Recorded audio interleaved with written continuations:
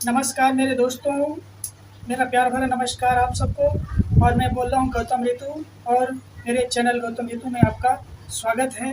आज मैं फिर हाज़िर हूँ आप सबको एक ऐसी रोचक चीज़ें बताने का प्रयास करूँगा कि आप देखें कि जो व्यक्ति होता है उसे बातों को समझाना ये मेरा ध्येय बन चुका है।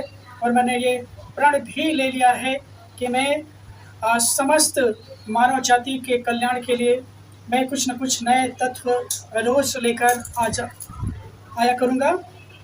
तो आज का जो मेरा पहलू है कि किसी भी देश में वहाँ के राजनेताओं का बहुत ही अहम रोल होता है, क्योंकि देश की बागडोर वही चलाते हैं। जनता अपना प्रतिनिधित्व सौंपती है, अर्थात जनता अपना शासन किसी एक व्यक्ति में हस्तांतरित कर देती है। और ये लोकतांत्रिक देशों में ये प्रणाली प्रचलित है। तो मैं एक ऐसे देश के बारे में बात करूंगा, वहाँ की राजनीतिक पृष्ठभूमि कैसी है, वो इत्यादि की जानकारी इस वीडियो में मिलने वाली है। तो मेरे साथ शुरू से अंत तक बने रहिए, तभी आपको वास्तविकता का आभास होगा कि वास्तव में किसी देश में राजनेताओं का कितना अहम रोल होता है। वहाँ की जनता का दायित्व एक राजा के ऊपर होता है। तो दोस्तों, आपने सुना होगा और अपने इतिहास में भी पढ़ा होगा कि जिस देश का राजा एक सुशिक्षित होता है, पढ़ा लिखा होता है, समझदार होता है, तो उस देश की प्रजा सुख का आस्वादन करती है, सुख भोगती है। अगर वही राजा मूर्ख हो, अज्ञानी हो, अंधविश्वासी हो, तो जनता त्रस्त हो जाती है, चारों ओर त्राही त्राही मच जाती है। तो जो राजनैतिक पृष्ठभूमि है, तो एक ऐसा देश था जहाँ पे बहुत ही आबादी वाला देश माना जाता था।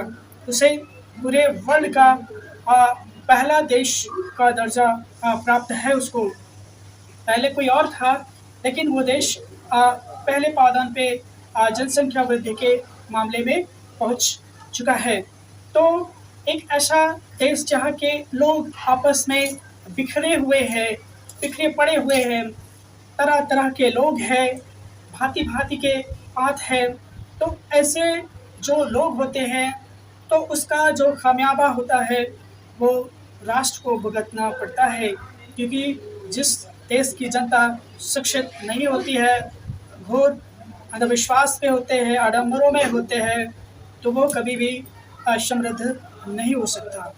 तो मैं आगे बात ले चलता हूँ। तो एक देश है जहाँ पे हर समुदाय के लोग रहते हैं, हर जाति के लोग रहते हैं, हर धर्म के लोग रहते हैं। अपनी अपनी उनकी मान्यताएं हैं, उनकी अपनी संस्कृति है, उनके अपने कल्चर है, उनके अपने पोशाक है, वेशभूषा है। यानी कि आप देख लीजिए, पूरी तरह से विविधता है।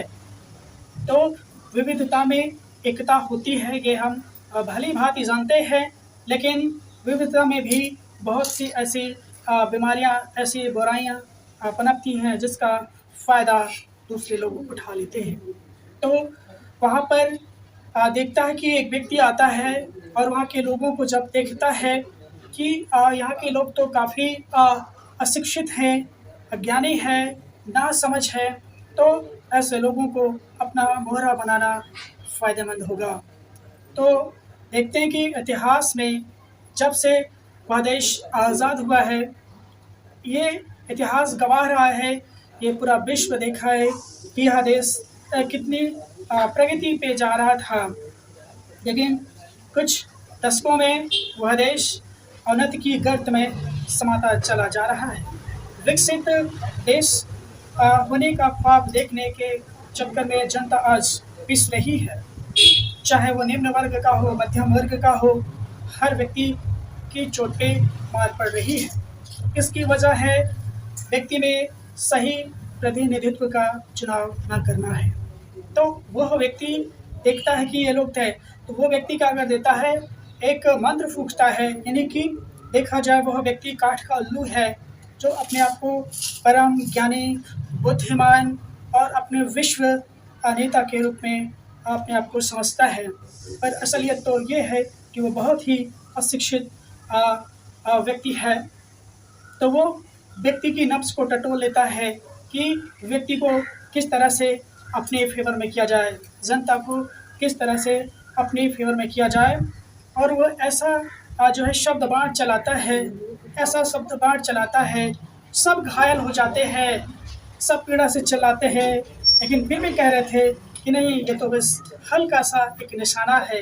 तो इस निशाने को समझ लो कि चोट तुमको एहसास दिला रही है कि देखो कि अब तुम्हारा उदय होने वाला है। और सारी प्रजा, जो शिक्षित वर्ग है, वो तो उसके वशीभूत हो ही गए।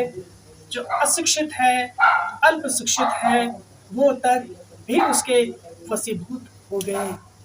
तो आज वह देश कहाँ पे है, जनता किस तरह से है, ये पूरी दुनिया में विश्व विदित है। तो इसका मकसद ये है कि जो देश का राजा अगर सुशिक्षित है, उदारवादी है और समभाव पशुभाव कुटुंबकम की नीति को अपनाता है, वहाँ की जनता सुख भोगती है, आनंद और उत्सव मनाती है।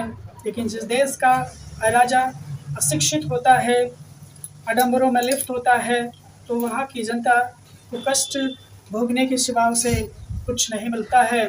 उसको समझ में ही नहीं आती है कि आखिर देश किस दिशा में जा रहा है। उनको ये यकीन तक नहीं हो पा रहा है। खुली हैं आँखें मगर दिख नहीं रहा है, दिमाग है सोच नहीं पा रहे हैं। तो इसकी वजह ये है कि हम बटे हुए हैं, बिखरे हुए हैं। तो जब आप बटे होते हो, बिखरे हुए होते हो, तो तुम्हें कोई भी बिखेर सकता है, क्योंकि पिरोने वाला कोई एक ही महान व्यक्ति हो सकता है जो कि हज़ारों सालों लाखों में पैदा होते हैं। तो मेरे दोस्तों, ये कहानी आप पूरी तरह से समझ चुके होंगे कि वास्तव में एक राजनेता, एक राष्ट्र के जो मुखिया होते हैं उनका क्या दायित्व होता है। पहले के जो राजा होते थे तो उनके कुछ कर्तव्य होते थे, दायित्व होते थे, जनता के प्रति उनके कुछ लॉयल्टी होती थी, वफादारी होती थी और कर्तव्य होते थे, उनका वो निष्ठापूर्वक निर्वाह करते हैं। लेकिन आज का जो समय है, एक ऐसा दूषित समय है कि यहाँ पे हर व्यक्ति, हर एक राजनेता अपना उल्लू सीधा करने में लगा रहता है। उन्हें देश की फ़िक्र नहीं है, उन्हें कुर्सी की फ़िक्र है, उन्हें सत्ता का लोभ है, जो ये चाहते हैं कि हम इस कुर्सी पर हम बने रहें। देश को विकास के नाम पर लोगों की आंखों में धूल झोंक दिया जाए, धर्म के नाम पर लड़ा दिया जाए, जाति के नाम पर नफ़रत पैदा किया जाए। ये कुछ ही राजनेताओं के कार्य होते हैं। लेकिन जनता भोली भाली अपने आप पे बनी रहती है और वो आपस में लड़ मर मिटती है। उसका फ़ायदा राजनेता भरपूर उठाते हैं। वो देश सोचो कहाँ जा रहा है, वहाँ के लोग कहाँ जा रहे हैं। आज पूरे विश्व को देख लो, विश्व कहाँ की ओर बढ़ रहा है और हम कहाँ बढ़ रहे हैं। बस आप कंपैरिजन कर लीजिए, तुलना कर लीजिए, तो अपने आप को पाओगे कि आज हम कितने निम्नगत में जी रहे हैं विदेशी तुलना में। तो ये दोस्तों, ये कहानी जो मैंने आपको बताई, मेरा आशय, मेरा तात्पर्य आप भली भांति समझ चुके होंगे, क्योंकि आप एक शिक्षित व्यक्ति हैं और शिक्षित व्यक्ति बहुत ही जल्दी समझता है। वो गलत राह पे अग्रसर नहीं होता है, वो अपने दिल दिमाग बुद्धि का इस्तेमाल करता है कि क्या सही है क्या गलत है। क्योंकि हम सब के पास एक दिमाग है, उस दिमाग का हम सही दिशा में, सही ऊर्जा में इस्तेमाल करते हैं। तो ये थी कहानी वो उस देश की प्रजा और राजा की। तो ये वीडियो है यहीं तक है मेरा। अब मिलता हूँ मैं एक नेक्स्ट वीडियो में एक नई हाइपोथेसिस के साथ, एक नए कंसेप्ट के साथ, एक नए प्रिंसिपल के साथ, क्योंकि मेरा ये मकसद बन गया है ज़िंदगी का कि मैं सारे ज़िंदगी लोगों को सुधारने में, समझाने में लगा दूँगा। और यही मेरा बनाने का एकमात्र मोटिव है कि लाखों तक ये वीडियो पहुँचे और वो सोच सके कि क्या सही है, क्या गलत है।